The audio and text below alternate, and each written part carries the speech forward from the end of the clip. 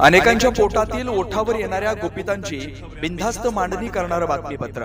Bogus सोने विक्रीचे खोटे गुन्हे दाखल करण्याची धमकी देत दत्तवाड तालुका शिरोळीतील सराफाकडे 5 लाखांची खंडणी मागितल्या प्रकरणी इचलकरंजीचे माजी नगरसेवक मनोज साळुंखे, बाजीराव कुंभार आणि शाहनवाज मुजावर या तिघांना शिवाजीनगर पोलिसांनी अटक केली।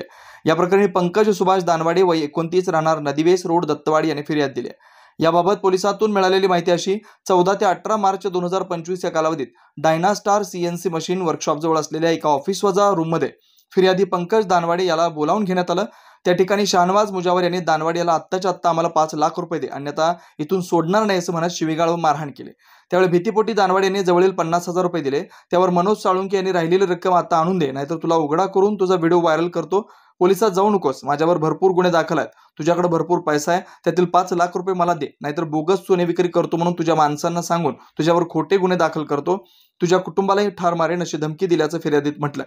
या प्रकरणी मनोज साळुंखे, बाजीराव कुंभार व शाहनवाज मुजावर या तिघांना अटक करण्यात आली अशी माहिती शिवाजीनगरचे पोलीस निरीक्षक सचिन पाटील यांनी दिली आहे। बेधडक निर्भीड बिनधास्त मांडणी करणारा खबऱ्या लाईव्ह।